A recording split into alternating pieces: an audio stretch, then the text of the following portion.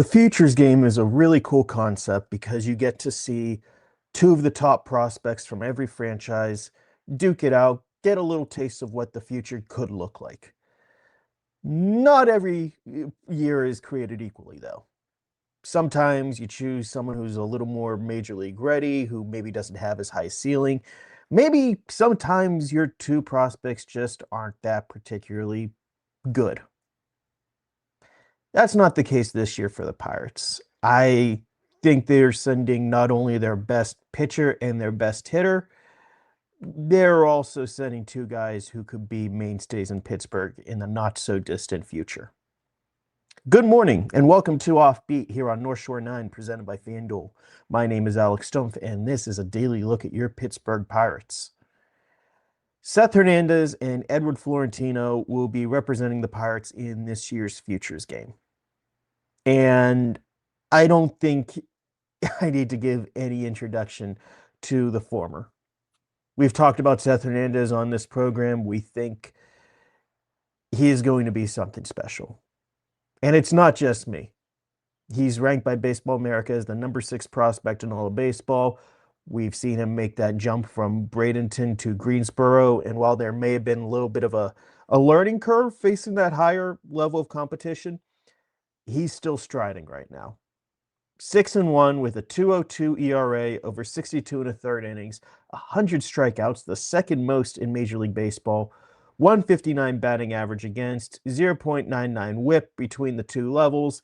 He is delivering on those very lofty expectations a lot of people set for him at the start of the year.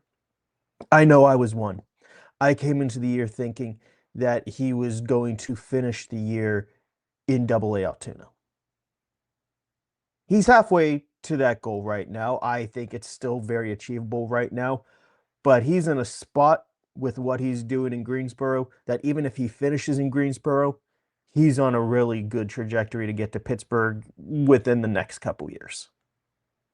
And then you've got Edward Florentino, someone who really burst onto the scene last year, who has some ridiculous power.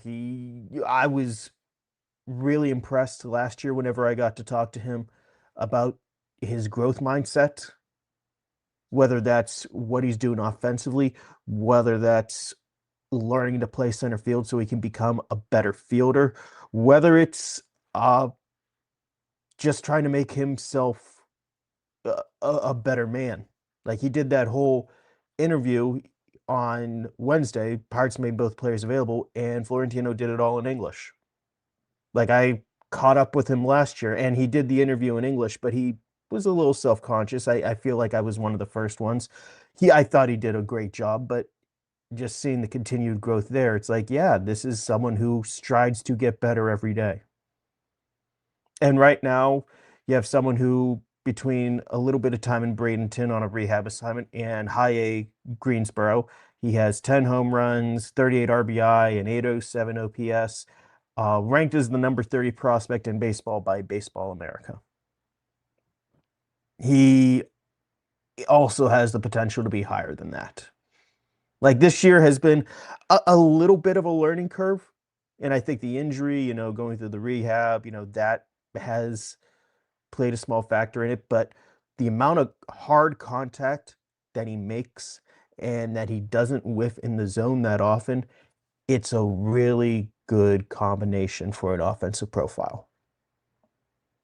Here's someone who I think can cause serious damage in terms of slug and not beat himself by chasing out of the zone or whiffing in the zone. And this year has been a little bit more of a challenge, but the farm director, Michael Chernow, talked about it a bit, and he brought up an example about how he faced 8 straight changeups one game. Now, who throws 8 straight changeups to a high A hitter? No one really. But what type of hitter warrants getting 8 straight changeups thrown at him? That, I think, tells more than the results. That's one of those, if they throw nothing but changeups at you in a game in high A, I'll take the offer. They have shown how scared of you they are. That should be an indicator of where you are. It's one day. It's just kind of funny. right there. And Chernow brought up, he was also made available on Wednesday Media about just maintaining a high achiever and being like, talk about your process. How do you get better? Is this still fun? And just seeing all those, boxes get checked. There's a reason why these two are rapid ascenders of prospect lists, even if Florentino's 19 and Seth Hernandez turned 20 at the very end of June. I asked both of them because, they're young kids and they're on this rise right now, and now they're going to go to the Futures Game. Have you felt more eyeballs on you? How do you handle that? What goes into just maintaining your work whenever you are, more in the public eye? As much in the public eye as two guys in high A can be. And I really liked Florentino's answer, where he was like, look, where I want to go, I know there are going to be more eyeballs on me. So I have to get used to it. I have to keep going about my work. And it's like, you know what? That is the right mindset. That is a great mindset for a young player to have. That is wisdom beyond your years. And maybe he's just taking good advice from either an older player or a coach or someone in just the organization, to try to adopt that. But to actually adopt that and it sound genuine, and you see the way he goes about his work and it feels genuine, it's a really good sign.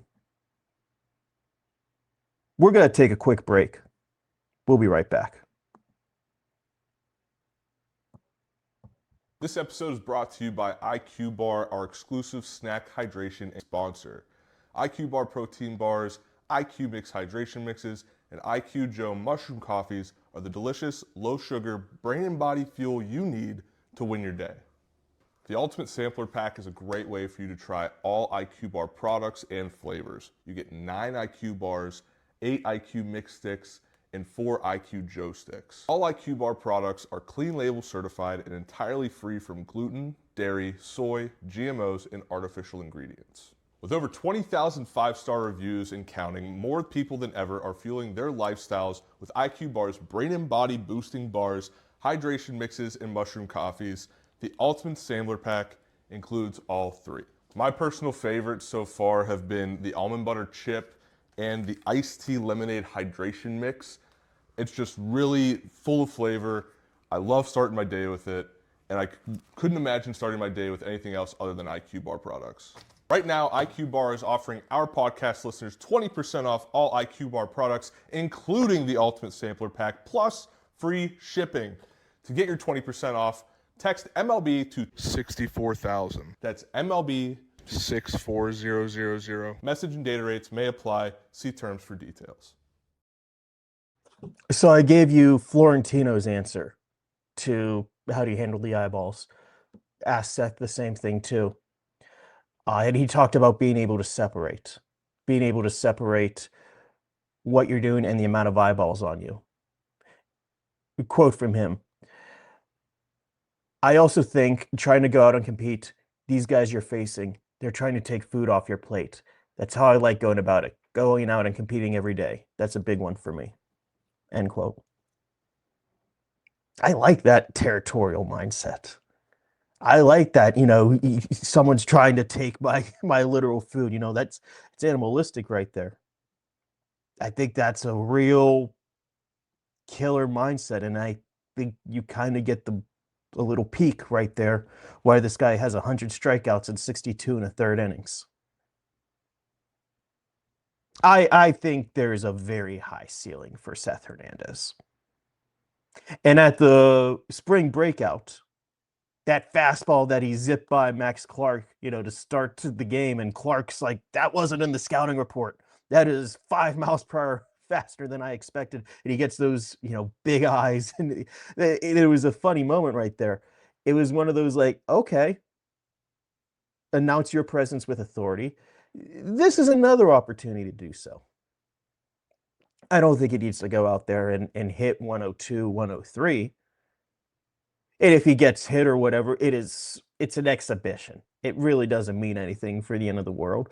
But I think the kids refer to it as aura farming, like just trying to build this buzz around you, trying to give the public a little something to remember. Because for a lot of people, this is going to be the only time they see these two all year. They're probably not going to go down to Greensboro to watch them. Maybe they'll go out to Altoona or check out a game on Sportsnet Pittsburgh if there's a broadcast in Altoona or Greensboro. But for a lot of people, outside of like maybe clips on social media, this is going to be the only time they get to see them play. And that's why it's cool that they get to go as a tandem. Because there have been times in the past whenever the Pirates would send like a Davidas Neverauskas, who we could look back on his career and really roll our eyes at everything. But at the time, whenever he was a prospect, yeah, really good spin rates, good velos. He could be a really good relief pitcher. But the ceiling was just that, a really good relief pitcher. These two have the ceiling that Edward Florentino could be a stud at any of the three outfield positions, and Seth Hernandez could be leading a major league rotation. And it might only be a couple years till both of those ceilings are realized. Like, I don't think it's unreasonable to think that Seth Hernandez and Paul Skenes will one day share a major league rotation in Pittsburgh. He does need to continue this trajectory that he's on. He has to continue to grow, but what he has shown in Greensboro, I don't see anything that's like a red flag where it's like, okay, they really have to pump the brakes with him. It's like, no, he's continuing to grow. He's continuing to learn more about himself, about the pro game, and he's applying it. Edward Florentino, I know it's been a bit of a up and down year whenever you look at his Greensboro stats, and it is a hitter's park, but you still have a hitter who is got this incredible, makeup, mentally in an approach, and these great physical tools that it's like, yeah, he could be a stud also. You don't always get that. And the Pirates are going to be sending two of the best prospects to the game in Philadelphia. Neither one has been in Philadelphia before, and they both brought that up. And Seth Hernandez joked that, yeah, I'm going to have to get, a real cheesesteak. Like, he's had cheesesteaks. You need a Philly cheesesteak. And if you ever are in Philadelphia, yeah, you do. But this is just a little taste of everything. It's a little taste for them to see what this level of pageantry that they are trying to achieve looks like. And for us, it's a little taste to see two of the game's best prospects probably be main characters in a game where they have the league's best prospects. I think they're both going to finish the year in Altoona. I don't think we're going to have to wait terribly long to get them in Pittsburgh. I'm looking forward to see what they're going to do in Philadelphia. Thank you so much for listening to Offbeat here on North Shore 9, presented by FanDuel. If you haven't already, be sure to subscribe wherever you find podcasts, or check us out on YouTube if you want to see my smiling face. Thank you so much for listening. We'll talk again tomorrow. All right, that wraps up this episode of North Shore 9. Thanks so much for tuning in, whether you're listening on the podcast or catching us on YouTube. If you enjoyed the show, please give this video a thumbs up, and don't forget to hit that subscribe button if you haven't already. It really helps us grow. And if you're listening on the podcast, a quick review goes a long way in helping others find the show. Plus, be sure to tell a friend about us. There's always room for more here in the NS9 community.